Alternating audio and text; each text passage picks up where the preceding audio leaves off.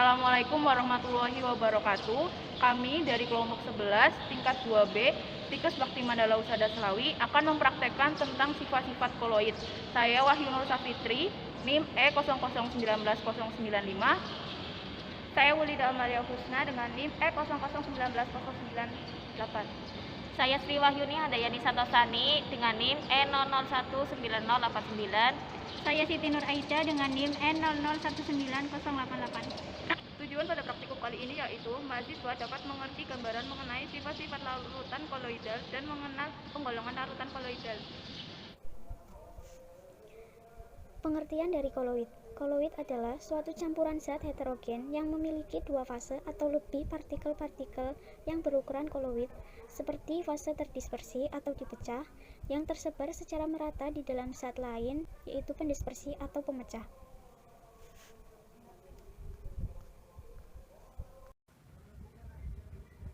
Sifat-sifat koloid yang pertama ada sifat efek Tyndall, yaitu untuk menentukan apakah suatu campuran merupakan larutan sejati atau koloid jika cahaya melewati larutan sejati.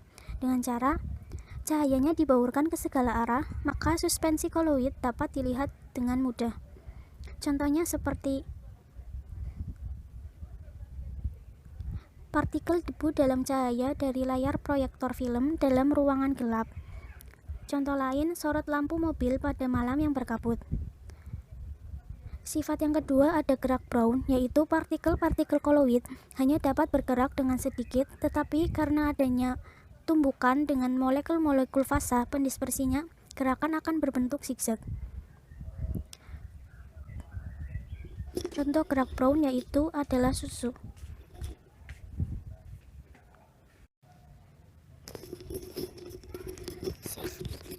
Sifat koloid yang ketiga yaitu muatan listrik atau sifat listrik, yaitu partikel koloid yang telah mengabsorpsi ion akan bermuatan listrik sesuai dengan muatan ion yang diserapnya.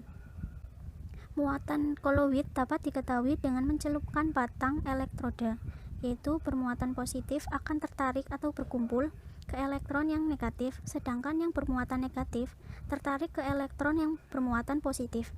Contohnya AS2S3 karena menyerap ion-ion negatif pada partikel-partikel koloid, dan yang bermuatan positif yaitu FeOH3 karena dalam air akan menyerap ion H+.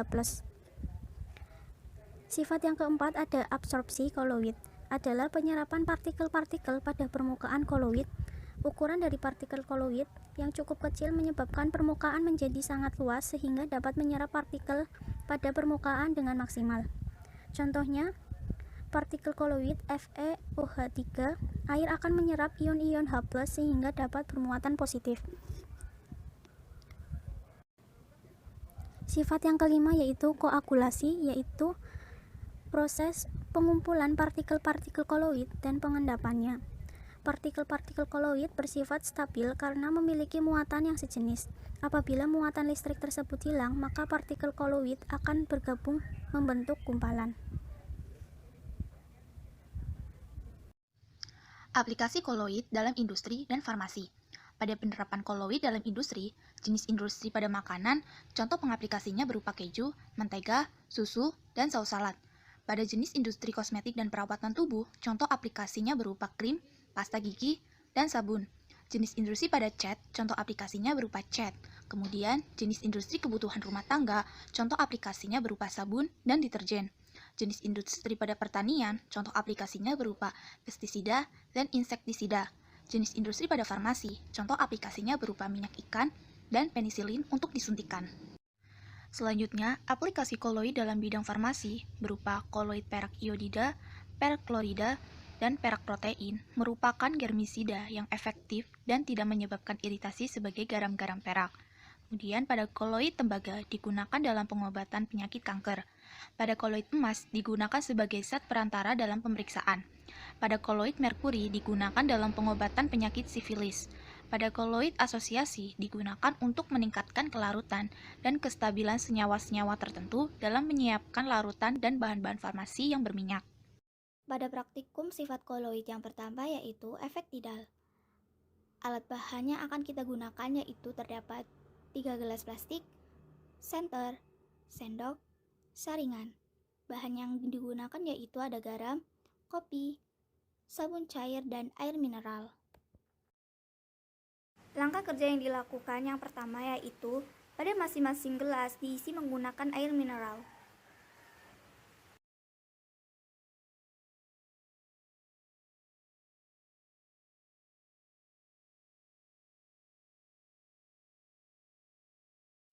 Langkah selanjutnya yaitu ditambahkan sampel pada masing-masing gelas. Pada gelas A, kita menggunakan sabun cair sebanyak 1 sendok makan.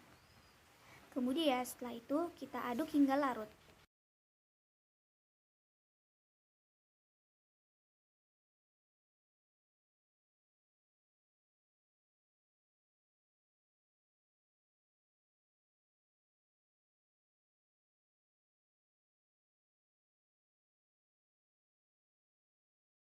Selanjutnya, seperti langkah kerja yang pertama, pada gelas B, kita masukkan kopi bubuk sebanyak 1 sendok makan.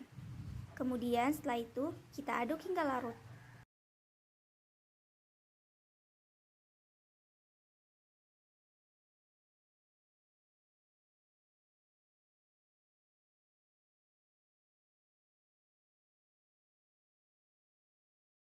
Berikutnya, kita menggunakan garam pada gelas B sebanyak 1 sendok makan. Kemudian, kita aduk hingga larut.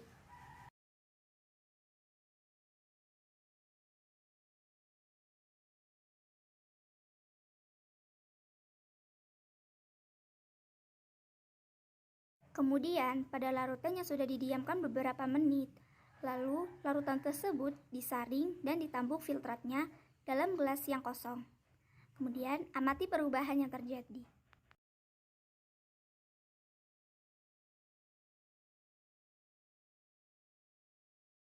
Selanjutnya, lakukan cara kerja yang sama untuk larutan B dan larutan C.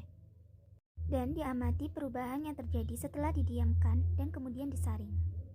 Proses selanjutnya, untuk penentuan efek tindal, kami menggunakan senter untuk menyenteri pada masing-masing larutan tersebut.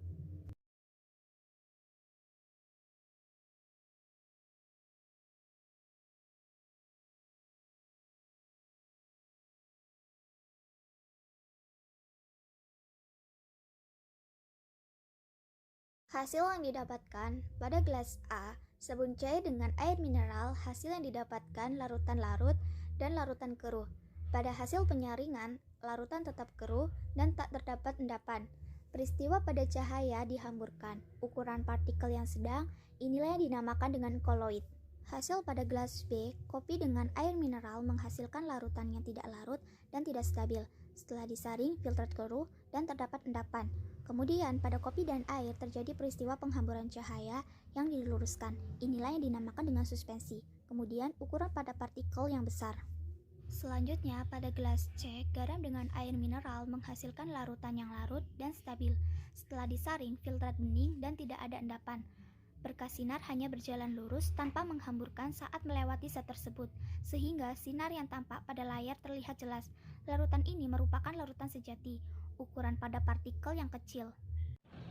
Saya akan mempraktekkan koloid koagulasi. Alat dan bahan yang digunakan yaitu air, jeruk nipis, susu kental manis, sendok, gelas plastik.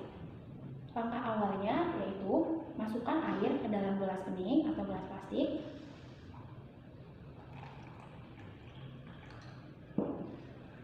Ditambahkan 1 sendok makan susu kental manis.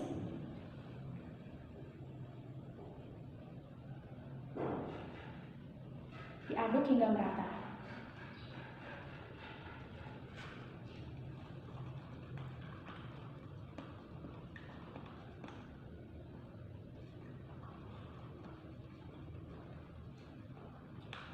Setelah itu ditambahkan dengan perasan jeruk nipis.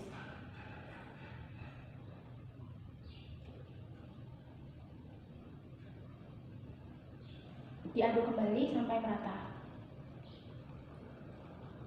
Hasilnya, susu mengalami penggumpalan, yang artinya susu ini mengalami koloid koagulasi.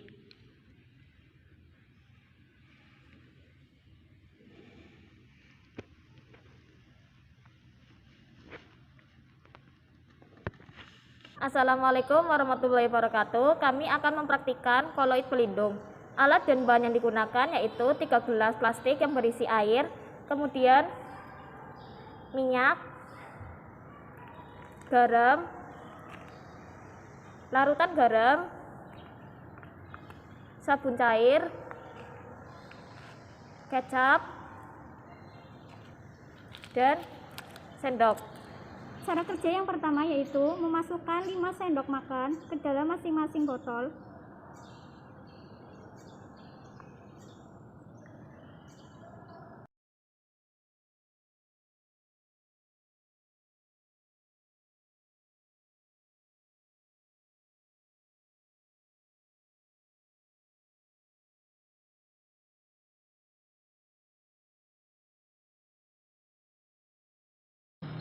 Lalu larutan kita aduk merata.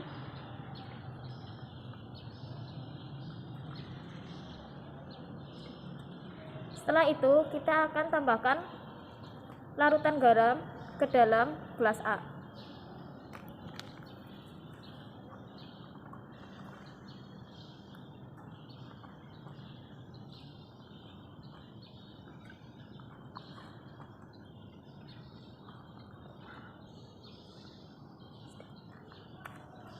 Setelah itu kita aduk merata.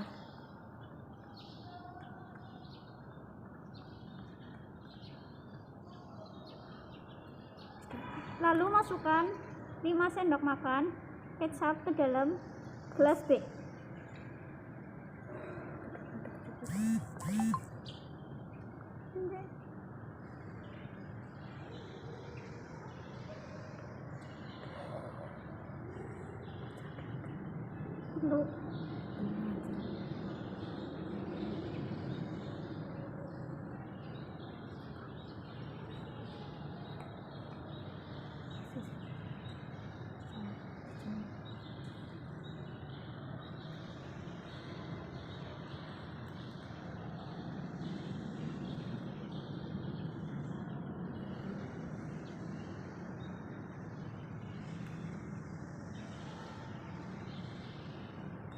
Kemudian diaduk.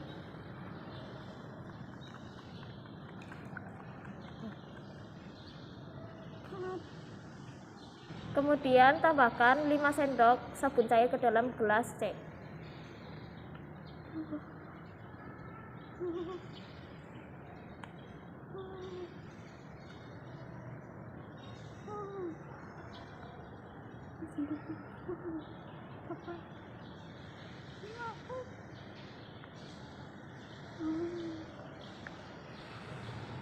Kemudian diaduk sampai tercampur merata.